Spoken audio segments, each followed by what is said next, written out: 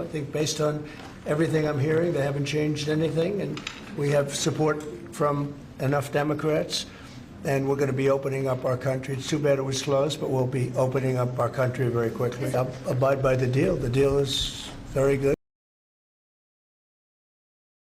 I'm thankful to welcome you to what appears to be the beginning of the end of the longest government shutdown in U.S. history, as shameful as that is. It's after 40 days of wandering in the wilderness and making the American people suffer needlessly, some Senate Democrats finally have stepped forward to end the pain.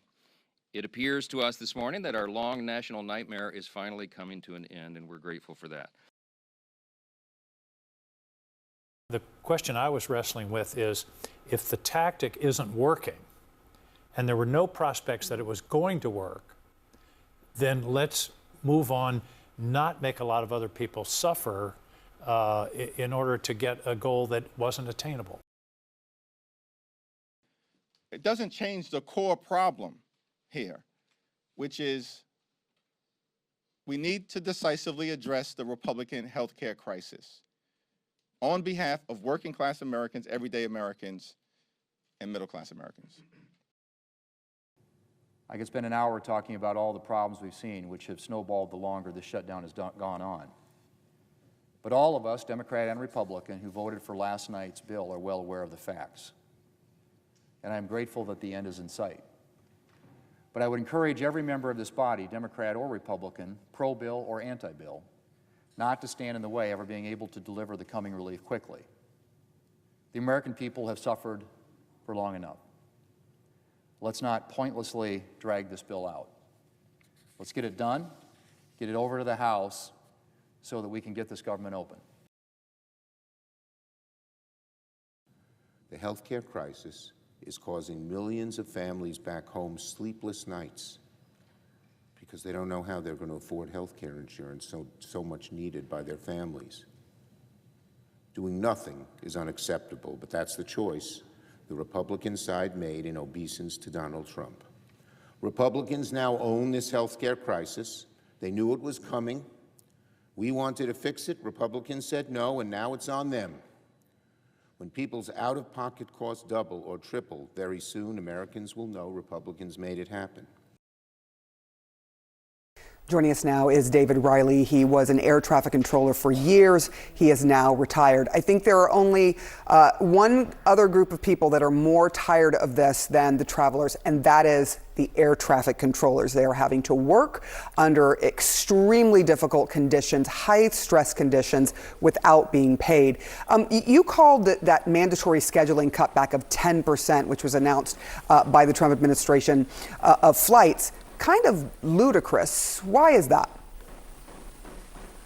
Yeah, good morning, Sarah. I appreciate you having me on. I want to give a big shout out to my fellow Marines because today's the 250th birthday of the Marine Corps. So happy birthday, Marines.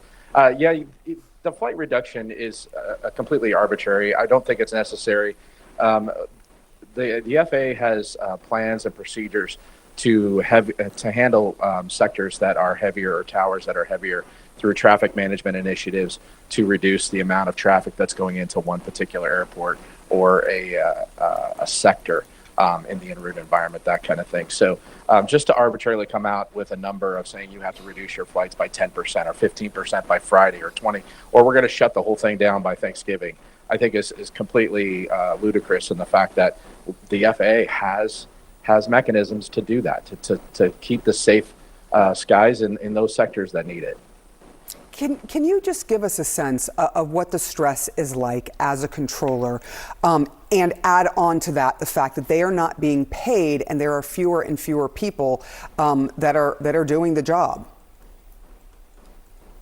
Yeah, prior to the shutdown, the controllers that have been working post-pandemic are under a lot of overtime. They've been working tons of overtime. They're extremely overworked and underpaid. And now you throw that the shutdown fact that they're not getting paid at all, it creates a huge distraction. And when you show up for work as an air traffic controller, you have to be on your A game, not only mentally but physically, to handle that type of stress and the work that you have to do day in and day out. And if you are distracted by trying to figure out how to pay your bills at home because you're not getting paid and yet being forced to work, that adds a whole nother level to it. And it needs to be addressed going forward on how this is handled in future situations like this.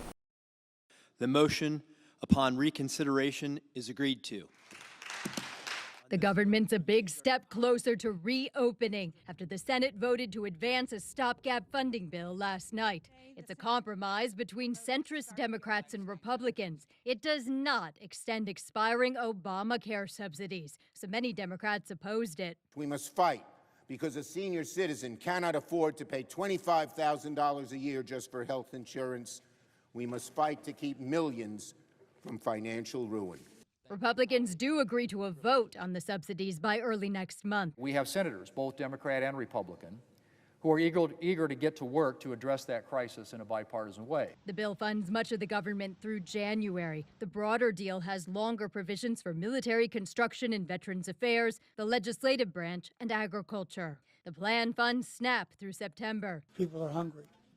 And you can see also, sometimes in the kids' eyes, you can see their fear because they're afraid. For federal workers, the agreement ensures shutdown back pay. It reverses recent mass firings and prohibits any more this fiscal year. If the plan becomes law, federal employees will get paid again. That could prevent scenarios like this around Thanksgiving. They changed the flight, then they changed it again. Eventually it got canceled. And when we got to standby, there were like 30 other people on standby.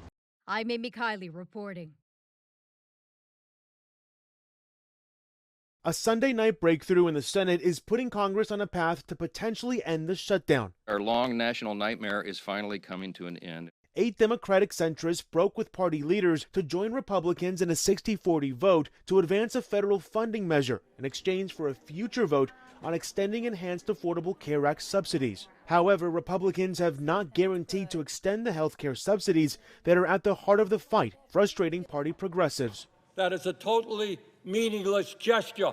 You can get 100 votes here in the Senate. Won't mean anything because the House is not going to take it up. But for the senators who chose to break, the compounding impacts of the shutdown, including unpaid federal workers, snarled travel due to air traffic controller shortages, and the loss of critical food assistance through SNAP benefits, pushed them to cut a deal. We need to get the government open because we have millions of Americans who are suffering. If the battle plan isn't working, you change the battle plan, you try another tactic. What Democrats do get out of a deal to end the shutdown includes jobs restored for thousands of federal workers fired during the shutdown, protections against mass federal layoffs through the end of the fiscal year, back pay for furloughed workers, and fund SNAP benefits through the 2026 fiscal year.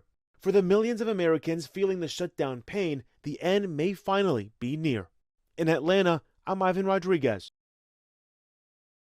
So many Americans can finally breathe a sigh of relief now that the government shutdown is about to end. What happened and why did it take 40 days? Well, Democrats had demanded an extension of expiring subsidies under the Affordable Care Act. They were concerned about health care premiums rising and they demanded action immediately. But Republicans said they would not negotiate on that issue, and increasingly Donald Trump said he would not go along with any extension under the Affordable Care Act. But ultimately, a bipartisan group of senators agreed to a compromise.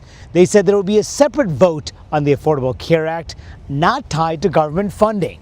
Still, the White House did agree to some concessions, including to prevent mass federal firings. And as so many Americans were at risk of seeing their federal food aid dry up, this bill would fully fund that program through next year. As part of the deal, the government would reopen through January 30th. If Democrats don't get what they want over the next couple of months, will they fight again?